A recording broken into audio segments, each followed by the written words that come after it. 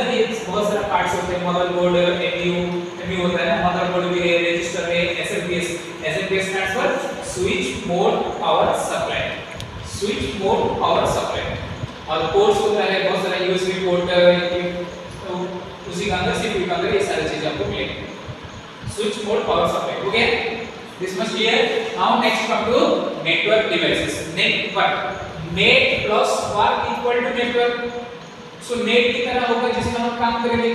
सो network जो internet हम use करते हैं, what is internet? Interconnection of computers, और interconnection of networks is called as internet. आपस में हर किसी के साथ वो कनेक्टेड है। सो इंटरनेट जब हम यूज करते हैं तो उसमें से बहुत सारा फिजिकल डिवाइस हम यूज करते हैं और हार्डवेयर से यूज करते हैं। जैसे एग्जांपल होता है modem. Modem stands for modulator and demodulator. And what is the work of modem? The modem converts analog signal into digital signal and digital signal into analog signal. Vice versa जो होता है। तो what you will do? The modem will convert analog signal into digital signal and digital signal into analog signal. Modem, modulator and demodulator. Modulate करेगा, demodulate करेगा।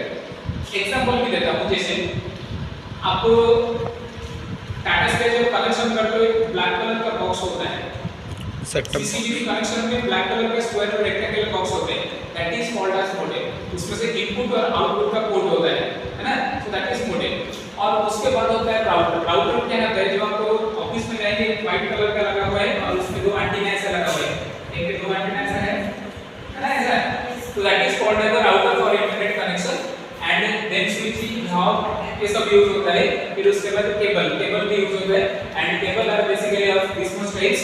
First is the twisted pair cable. Twisted pair मतलब it is a coaxial DNA structure, just like DNA structure, coaxial structure. तो twisted pair cable you will get, that is twisted pair cable on the top, just like India में ऐसे होता है, ऐसे करते हैं DNA structure.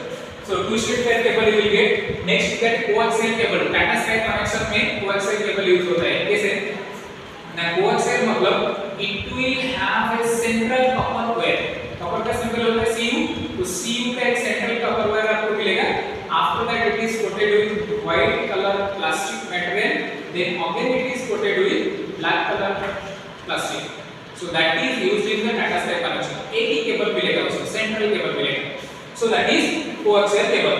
After coaxial cable, next is that Ethernet cable. Ethernet cable जो internet connection करने के लिए यूज करते हो, पीछे क्लिप लगा होता है व्हाइट कलर का, RJ45 क्लिप लगा होता है, उसमें से 4 और 5 कलर का केबल मिलेगा, छोटा छोटा हेयर टाइप स्ट्रक्चर यहाँ पे लगा हुआ है। पीछे क्लिप, आप जो क्लिप लगाएंगे ठीक साफ हो गए, RJ45 Ethernet cable। और लास्ट वाला इसका high performance cable, OFC optic fibre cable.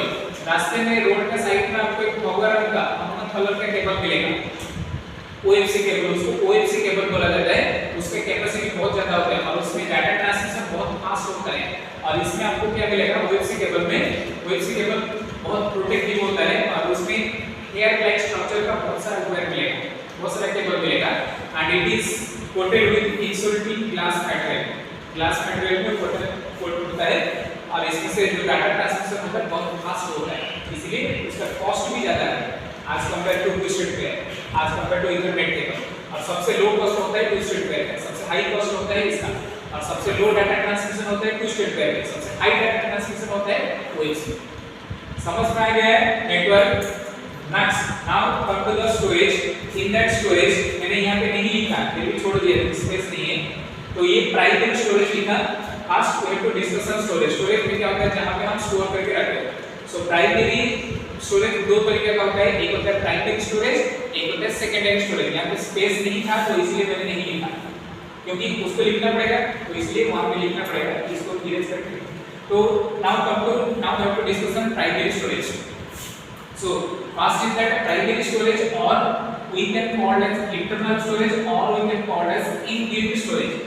Primary storage जो होता है आपका इंटरनल होता है, वो भगवान ने दिया हुआ, कंप्यूटर जिसने बनाया उसी का अंदर रैम रोम होता है, तो ये होता है आपका इंटरनल। और इनबिल्ट पहले से बिल्ट हो गया, जैसे आपका ब्रेन दिमाग होता है, भगवान ने आपको दे दिया ना, किसी के पास पावर नहीं है उसको लेने का, तो वो होता है आपका प्राइमरी स्टोरेज। समझ में आ गया? उसको क्या बोलते हैं? इंटरनल और इनबिल्ट। और प्राइमरी स्टोरेज कितना होता है? दो होता है, एक होता है RAM, एक होता है ROM। और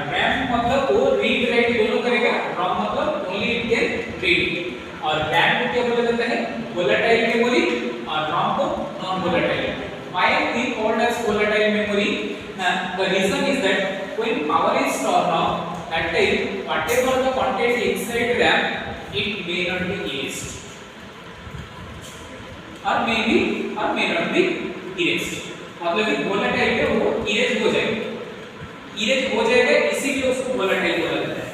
और यहाँ पे क्या होगा, नॉन वोलेटाइल इसीलिए बोला जाता है, यहाँ पे मे और मे नॉट बी erased हो सकता है और वो नहीं सकता, तो इसीलिए उसको नॉन वोलेटाइल बोला जाता है. बट यहाँ पे इरेज चला जाएगा.